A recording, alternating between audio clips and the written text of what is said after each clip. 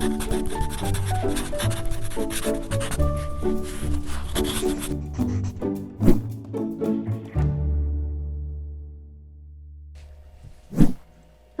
I'm Dawn Durham, and welcome to PaTTANpod.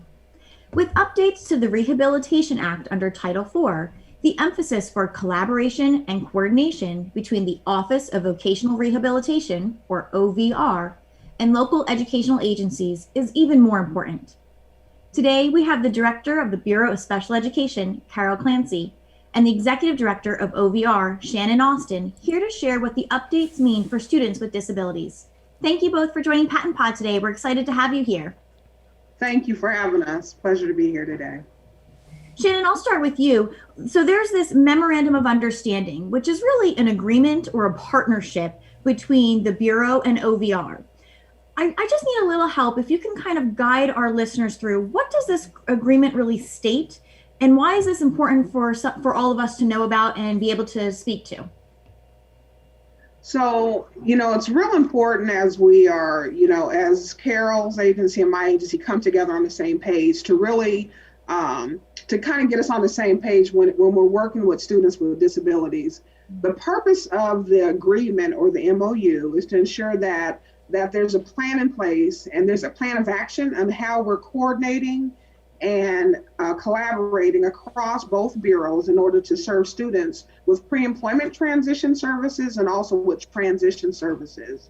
It also helps to make sure that no matter who's coming through that system, if they have an IEP or a 504 plan or disclose that they have a disability, that those students are identified, and that if they decide to work with our agency and they're already within the school system, that we begin to work together to make sure that funding's graded, and we help to make that transition as they're going from high school to adulthood. Whatever that means, it could mean post-employment, post-secondary education. We're there to kind of bridge that gap and work together. Historically, I think Carole can say because of our new leadership to both our agency, it has been a disconnect to a degree in working with students and families. But with our partnership over the last year and a half, this agreement has helped to bridge that gap, to make it easier for families to make sure that we're meeting the need of those students transitioning.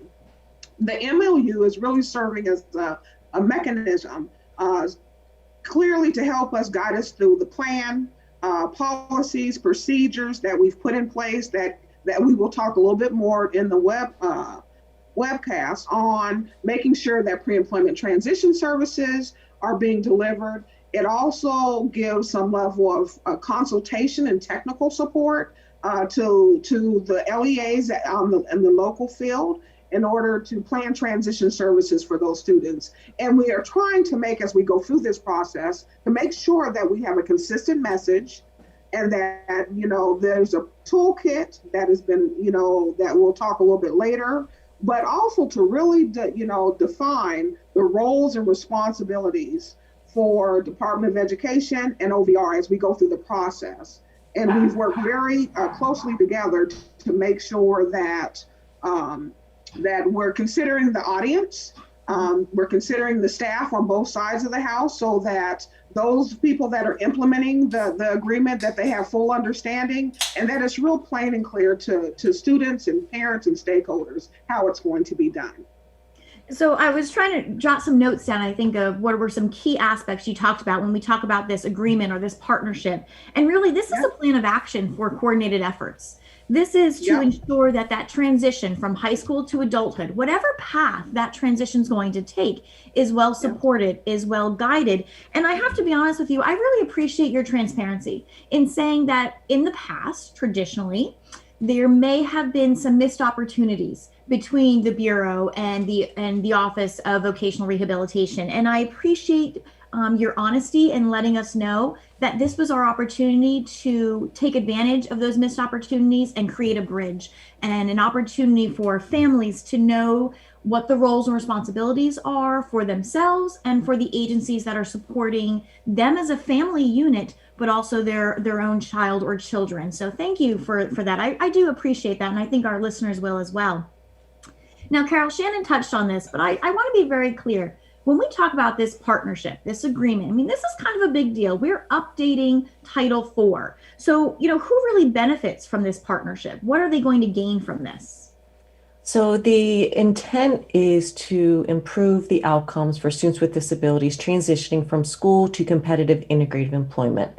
So students with disabilities are our primary focus. But in all, this agreement supports both the agency providers, the school district providers, the students with disabilities, the families, and the communities. It's creating a means for the ongoing communication and collaboration and training, which is critical. There will be regular training plans to support all parties to fully understand each other's role in the process and the procedures to ensure that students with disabilities and their families understand how to access the services and what to expect during the process. This agreement is critical for our communities. The stronger we are able to collaborate and support students with disabilities to become employed in a competitive, integrative setting, the more effective our system will lead to improved outcomes for students with disabilities, leading to become contributing members of their community.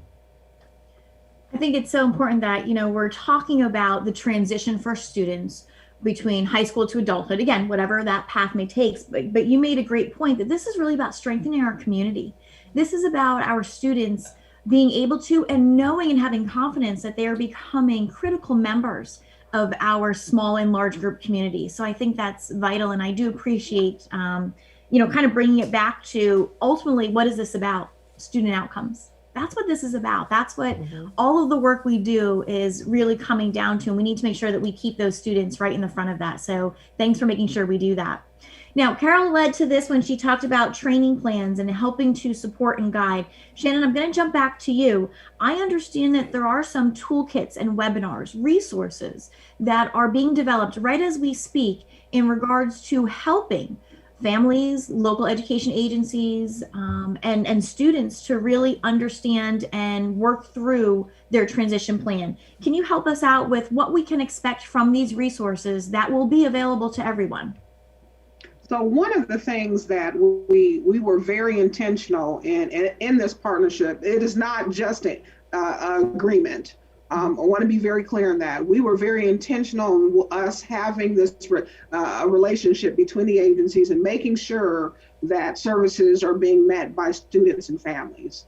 So with that being very intentional, we wanted to make sure, even from the forming of our group, that we included external stakeholders. We have parents that are a part of that, because we want to make sure that they're seeing through the lens of what we're trying to do. So we have, of course, professional groups on both sides, from OVR and from special education. But like I said, the parents are there to say, hey, we don't understand that. So with that, with the toolkit, there's going to be several marketing materials that are developed for parents, students, for the working professionals. We're defining terms. There'll be glossier terms so that we'll be talking the same language. And I think there has been a breakdown historically when, a lot of times when you have two agencies that are trying to work together in agreement, where that even simple things as language is a barrier. So we're trying to remove that barrier out of the way for staff that are working with students and families. We also there's going to be a document that's created on what to expect when invited into an IEP, so that families know what to expect when OVR is going to be invited and what that looks like in the rollout and trying to get services with OVR. There's also a crosswork of terms that is developed as part of this too, where it's lining up Workforce Innovation Opportunity Act, it's lining up IDEA, and it's talking about the indicators, so that families have an idea where those three kind of meet, and what is the requirement of all three of those.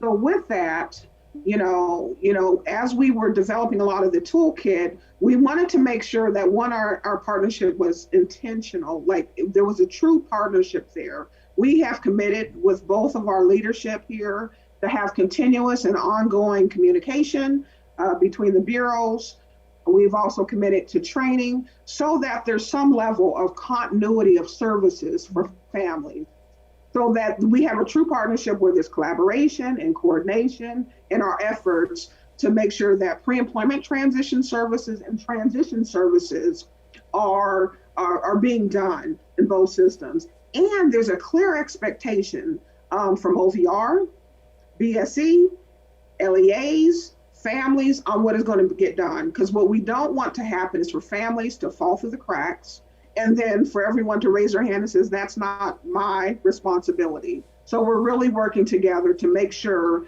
that we can have the best outcome for the students transitioning out of our system. You know, while you were talking, there's a phrase that just kept coming to my mind, and really it's about seamless service delivery model. That's what this is, a seamless line of communication with consistent language, a seamless understanding of scope of work, roles and responsibilities, aligned efforts across the board. And I think as a parent myself, I think that will certainly be something that parents can appreciate, saying, oh, I don't have to go out here and I don't have to go out here and I don't have to go out here. It's all aligned. And you had said that these toolkits and these resources that are being developed were really intentional and purposeful in nature, so that we can ensure that what you're looking for is what's getting delivered to you, and what you need is already there and supported. And I'm gathering just from our conversation today that this will be an ongoing building out of resources, that it will always be evaluated and reflected on and strengthened and altered based on the needs that we're hearing from families, students, the field of educators. So I think that's a key thing to keep in mind moving forward as we continue to progress. So I'm listening to this and I want my hands on this toolkit and these resources. Carole, help me figure out where I can access these so that I can make the most out of what you all are putting together. Absolutely. So you are correct. This is the beginning of this partnership and this initiative. So the resources will continue to grow and expand as we are enhancing what we're able to do to support the outcomes of students within the field. As they are developed, they will be posted on the PaTTAN website under the secondary transition and under family engagement. We are anticipating next year a joint transition website servicing both the Office of Vocational Rehabilitation and the Bureau of Special Education for transitions of students with disabilities. And all of the resources will be listed there as well. The intent is to get these resources and tools in the hands of the providers, in the hands of the case managers, and the hands of the educators to make this partnership come to life in the field.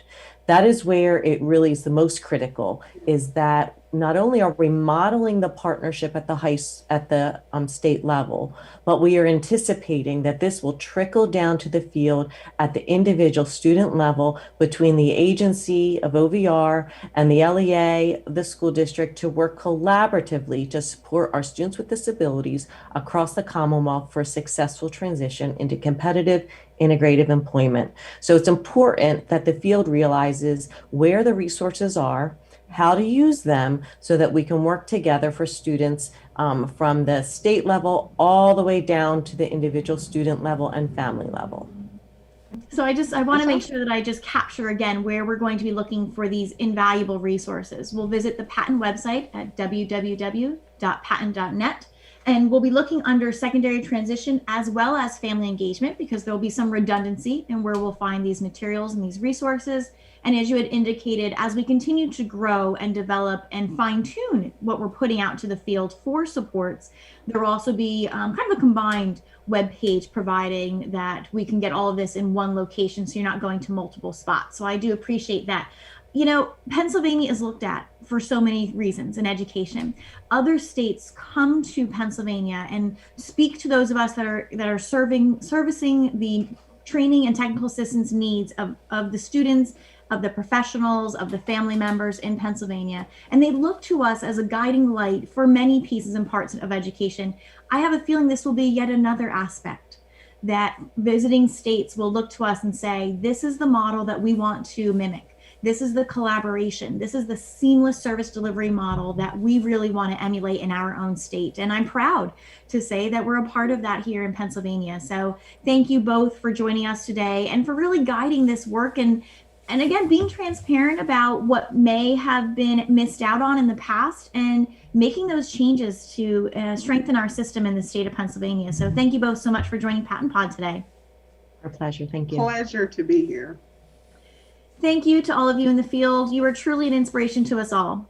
A special thank you to John Ragsdale for producing this podcast. We'll see you next time on PaTTANpod.